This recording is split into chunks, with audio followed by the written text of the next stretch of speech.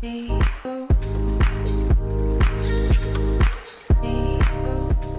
guys, what is up? Welcome back. I've already made quite a few Penn State videos. I feel like people are probably annoyed with how many Penn State videos I've made. It's okay. So anyways, today I decided that I would play devil's advocate here and make a pros and cons video about Penn State. If you guys are new, welcome. I am currently in my second semester of my junior year at Penn State. I made so many videos of like why I love Penn State, why you should apply, why you should come to Penn State, but today we're gonna spice it up a little bit and talk about pros and cons. Okay, let's just start off the video with a con. My biggest con, and again, this is like all my opinion, my cons could be someone else's pros and vice versa. My biggest thing is that Penn State is located in central PA. I have only really been to like bigger parts of Pennsylvania before I went to Penn State. Definitely never visited central PA before, and I didn't really know what to expect. I kind of imagined a bunch of like farmlands and cows, and it's definitely some of that. It's definitely some of that, I can't lie. Yeah, it's a con for me because once you leave State College, there's not much there in my opinion. Okay, so with that comes the pro. Penn State has a very nice college town right immediately as you exit campus on the south side of campus. Yeah, we have an amazing downtown. Downtown is mostly just students. There are so many apartment buildings, and there are definitely like different styled ones. There are a few like really high-rise modern ones, and then there's like more classic and traditional apartments and stuff, but there are so many restaurants and bars, coffee shops, and really like cool local places, but also like the chains. There's, you know, you have Target and Amazon and Starbucks, all of like those big things down there too. But that's something that I really liked about Penn State, and that really drew me to Penn State was the college town. Next con, of course, the weather. If you're looking for a very warm school where you can like be at the beach year round, obviously Penn State is not for you. It definitely gets pretty cold there and windy,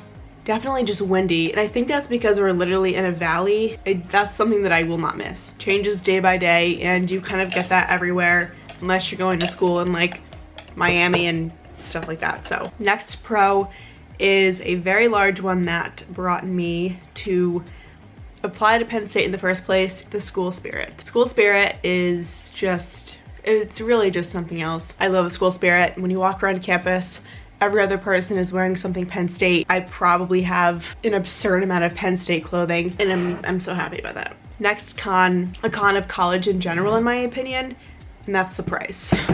College tuition is just like a painful con no matter where you go. I'm an out-of-state student, so I pay out-of-state tuition, which is definitely very brutal. I pay for college myself, so I'm the one feeling that pain. Obviously, it's definitely different if you're going to it as an in-state student, but it's still just expensive. It's very expensive as an out-of-state student. I kind of think of it as I'm really just paying for not just the tuition, but also like the experiences and the opportunities that Penn State is giving me, and the lifelong alumni network and resources you have with Penn State. Next, pros, the alumni network. Penn State has literally like the biggest alumni network of all colleges. The alumni network is so strong, and this kind of ties into the school spirit thing. Penn Staters love other Penn Staters, love to hire other Penn Staters and everything like that. There are Penn Staters all over the country, all over the world, in every possible job you want to go to. People know the name Penn State, and there is probably someone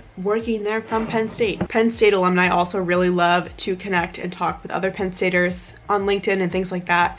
I really like that. I feel like this could be a con for some people. It's not necessarily a con for me, but I feel like this could be something that holds people back from Penn State, and that is the size. I'm not just talking about like the number of students, but just the size of the campus. I go to the main campus, which is University Park in State College.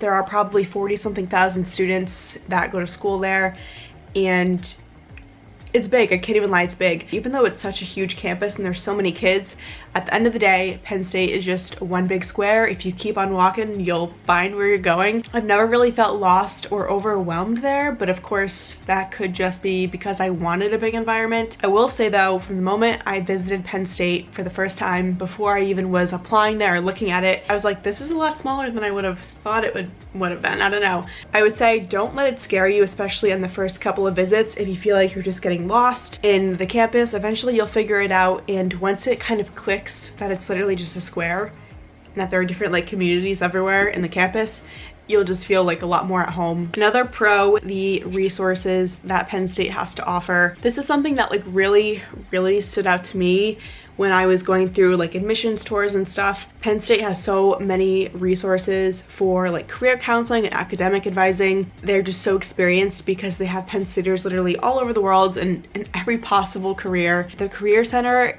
can be so incredibly niche to what you want to do, and they are there to support you with everything of helping you set up your LinkedIn and job applications and getting connected to other people. The academic advisors that I've had experiences with at Penn State are just incredible, and they have really just made my experience a breeze, honestly, and I'm so thankful for them, and I know that they will always be there even when I graduate, which is really awesome. Okay, next con is that there is a very drastic shift from the fall to the spring semester at Penn State. I think this is partially because of the weather and the shift in sports too, because everything moves indoors because you're in Pennsylvania. My first time having the transition from the fall to the spring was very big. Fall at Penn State is something else. It is literally the best time of year, football season, and when everyone is back, and it's just the best time of year. It genuinely is. It is so fun. There's always so many people visiting during the fall too, which I think makes it different in the fall. The spring can definitely be pretty rocky from like January to March, I would say, because it's cold and it's like gets dark very early. But honestly, I feel that is the way for schools anywhere in this area, honestly. I mean, obviously like February is super fun with Thon and all that kind of stuff, and if you're joining like Greek life, then you have that in January and February. Pro, you do not need to be in Greek life. I came into Penn State knowing that I was going to rush, and I made a whole video about it probably a month ago at this point, but I was in a sorority at Penn State, and then I decided that it was not the right fit for me. Anyways, I'm not a part of it anymore, but after joining it and being on both sides of being in it and not, I realized that you really do not need to be in Greek life at Penn State to fit in, to make friends, and to have a social life. No one is going to judge you for not being in Greek life, honestly. I really have never felt that. But yeah, honestly, I can promise you, you will still meet all of your people, all of your best friends, if you do not participate in Greek life by any means. Let's group together the dorms and the dining hall as a con. Kind of. I lived in East renovated and then South renovated, which are both very nice parts of campus. I lived in Pinchot and I also lived in Holler Hall. Pollock dorms and East unrenovated are just not it. And I think when you drive onto Penn State campus from like that area of like Pollock, you're like, are those the dorms? Obviously Penn State is like in a very long process of renovating all of the dorms. And then as for the dining hall food is okay. I never really had a horrible dining hall experience, but from what I heard from people living on campus this year, it's definitely kind of taking a downhill turn. And I think that's just because of COVID and stuff. For some other pros, there are so many unique majors that are very highly ranked nationally. My major at Penn State, I haven't really heard of it at a lot of other schools. It's Human Development and Family Studies. I know UConn has it, but the majors at Penn State, they're very unique, and you can really like customize it to what you want to do. So many options of all the different colleges inside of Penn State, and you could really like customize your own path. And all the programs are just so highly ranked, outstanding professors to go along with that. Like I just took a class last semester, Social 119, which is the most popular sociology class in the country, taught by Sam Richards. Incredible, just some amazing classes, amazing programs. Let's talk about some cons of classes. One, the walk to class can definitely be painful in the winter. I've never had more than a 10 to 15-minute walk to class. In terms of classes, it's definitely not as scary as it may seem.